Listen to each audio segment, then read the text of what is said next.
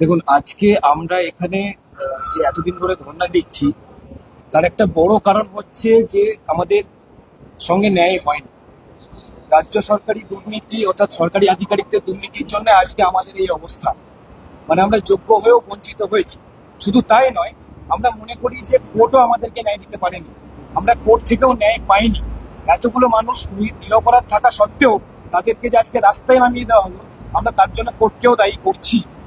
এবার যেহেতু পরিস্থিতি এই যে আমরা বিচার বিভাগের কাছ থেকেও ন্যায় পাচ্ছি না, আমরা সরকারের কাছ থেকেও ন্যায় পাচ্ছি না, তাই আমরা ঠিক করেছি এবার আমরা যারা আইন প্রণয়ন করেন, অর্থাৎ যারা এমপি আছেন, তাদের কাছে আমরা যাব, অ্যাপ্রোচ করব। কেন? যাতে তারা আমাদের বিষয়টা পার্লামেন্টে তোলেন, নেক্সট অধিবেশনে তোলেন, এবং যোগ্য শিক্ষক শিক্ষিকাদেরকে নিয়ে তাদের ভাবনা চিন্তা কি তারা যেন সেখানে বলেন। আমরা তাদেরকে সেই জায়গাটায় পাশে চাইছি। কারণ কোনো আইন বানানো যায় কিনা বা অন্য কোনো বিষয় এইটা নিয়ে আলোচনা করা যায় কিনা, এই ব্যাপারগুলো যেন ওরা ওখানে তোলেন, এইটা আমরা চাইছি। আমরা আজ থেকে চিঠি দেওয়া শুরু করব, প্রত্যেককে, যত এমপি আছেন প্রত্যেককে চিঠি দেওয়া শুরু করব, এবং আমরা চাইবো যে তারা আমাদের হয়ে পার্লামেন্টে এই কথাগুলো তুলুক। সেরকম চাইবো। প্রয়োজনে দরকারে সেই চিঠিগুলো কাকে কি দিচ্ছি আমরা আপনাদেরকে পরে শেয়ারও করে দেবো, সেটাও আমরা করতে পারি। এটা হলো 1 নম্বর। 2 নম্বর হচ্ছে, আজকে প্রায় 15 থেকে 16 দিন হয়ে গেল, এডুকেশন মিনিস্টার এখনো আমাদের সঙ্গে দেখা করেননি, বা কোনো মিনিস্টারই আমাদের সঙ্গে এখনো পর্যন্ত দেখা করেননি। আজকে শনিবার, আমরা আগামী সোমবার অবধি দেখে নেব। আপনারা জানেন যে গত 15 তারিখে আমরা একটা বৃহত্তর আন্দোলন করেছিলাম। তারপর থেকে আমরা কিন্তু শান্তিপূর্ণ আন্দোলনই, মানে ধর্ণা দিয়ে যাচ্ছি এখানে।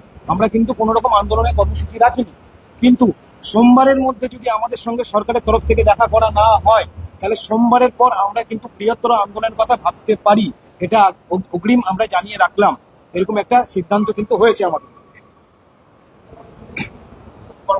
সোমবার পর্যন্ত আমরা সময় দিচ্ছি যে রাজ্য সরকারের তরফ থেকে কেউ যেন অবশ্যই আমাদের সঙ্গে এসে দেখা করে। তার কারণ হচ্ছে আজ দীর্ঘ 15 থেকে 16 দিন হয়ে গেল, আমরা প্রত্যেকে কিন্তু প্রচন্ড টেনশনের মধ্যে আছি। আমাদের কাছে কিন্তু ক্লিয়ার কিছু আমরা পাচ্ছি না সরকারের কাছ থেকে, যে তারা আমাদেরকে নিয়ে কি ভাবছেন, তারা রিভিউ পিটিশন নিয়ে কি ভাবছেন, তারা কিউরেটিভ নিয়ে কি ভাবছেন, আমরা কিন্তু জানি না। আরো একটা বিষয়, সেটা হচ্ছে নোটিফিকেশন নিয়ে বিভিন্ন উড়ো খবর আমাদের কাছে আসছে। তাহলে সেই খবরগুলো উড়ো নাকি জেনুইন, নাকি ওনারা এটা নিয়ে ভাবছেন কি ভাবছেন না, কি চাইছেন, আমরা কিন্তু ক্লিয়ার ইনস্ট্রাকশন পাচ্ছি না। আমরা সেটা জানতে চাই ক্লিয়ারলি, কারণ এটা আমাদের জীবন এবং জীবিকার প্রশ্ন, আমাদের লাইফ এবং লাইভলিহুডের প্রশ্ন, পেটের প্রশ্ন। তাই এই জায়গাটায় বসে আমরা কেউ এখানে রাজনৈতিক নেতা হতে আসিনি, প্রত্যেকে চাকরি বাঁচানোর লড়াই লড়তে এসেছি।